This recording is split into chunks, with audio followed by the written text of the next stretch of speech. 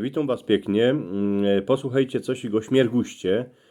Do śmiergustu jeszcze kapkę czasu je, ale teraz mam taki tekst akurat, że wychledą, tuż posłuchajcie. Jak macie to moi wyrządzani radzi, to mi dajcie palec do wyrchu. Subskrybujcie mój kanał, co by ta nasza cieszyńska rzecz poszła do świata. Tuż jak jest śmiergust, to trzeba ogichać wodą każdą paniczkę, a każdą dziołchę. Taką jest tradycja, a taki jest zwyk. Z czego się to wzięło, a jak ja pamiętam śmiergus jako mały chłopiec, to wam dziś powyrządzą. Z kiedy się wzięła ta tradycja? Kiejsi hańdowni, jak przyszł jor, to na jarę gody syncy brali gałązki z wierzby albo z brzozy, a prali nimi młode dziołchy. Z tego po polsku ten zwyk się mianuje śmigus, bo się śmigało, prało, swobodne dziołchy, kiedy jeszcze nie były wydane gałązkami, co by se chnet naszły chłopca, miały kupa dziecek, a co by im się darzyło. Robiło się taka i z tego, co by były zdrowe, a odganiało się tym roztomańte nimoce. Gdzie po tym nie skorzy, zaczło się dziołchy gichać wodą, kiero miała taką samą moc, jako ta gałązka. Syncy, kierzy chodzili po śmierguście, śmiergustnicy, drepsili po dziedzinie, śpiewali pieśniczki, a jak przyszli do chałupy, kany bywała jakoś ich swobodno dziołcha, to ją prali po nogach, po klepetach gałązkami, a nie skozi po tym gichali wodą.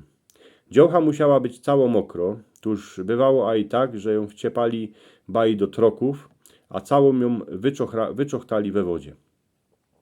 Wiele razy dziołchy potem były niemocne, miały rymę albo zimnicę, ale każda była rada, że ją chłopcy ogichali wodą, bo można przeca się latoś już wydo. Jak jeszcze ją wymazali karwaczym, to się wydała na ozajst. Za ogichani wodą syncy dostawali dycki kąsek buchty, kołocz, a od gazdy po sztamperlu gorzołki, jak już byli starsi. Dostawali jeszcze strajchowane wajca, a po kąsku murzina. Jak było na polu szpatnie albo fest zima, to się gichało dziołchy w chałupie. Trzeba było ogichać a i gaździnom, co by była cały rok zdrowo, a co by gazdowi przy blasze nie schudła. Ludzie wierzyli, że jak we śmiergust we dwierzach pierwszy stanie młody synek, to się będzie darzyć cały rok. Bywało a i tak, że po śmierguście dziołcha zaczęła mówić ze synkiem, a potem się z nim galaniła, bo się prawiło, że chłopiec, kiedy pierwszy dziołchę ogicho we śmiergust, ten się z nią ożyni. W Brynnej jak w Istebnej syncy prali dziołchy słodkim strumkiem, trzciną cukrową, a za to one musiały w arędzie im poloć po sztampelu gorzołki. Za to im syncy dawali te gałązki, które mogły zjeść. Najwięcej śmiergustników szło do chałup, w których bywały najszwarniejsze dziołchy, ale każda młoda baba we śmiergust była dycki ogichano wodą, tuż się nie musiała starać, że będzie miała suche obryczki. Przy śmierguście było dycki kupa krawalu, bo dziołchy kwiczały, goniły po izbach, kole chałupy, a wszędzie było nagichane wody, tuż gaździno była kapkę na srano, ale takowny był zwyk, a tradycji, tuż darmo. Hander doma je dość. Jako mały synek dycki my chodzowali z fotrym po śmierguście. Było porę chałup na dziedzinie, kany bywały dziołchy, a paniczki, kiedy trzeba było aspoń kapkę postrzykać wodą.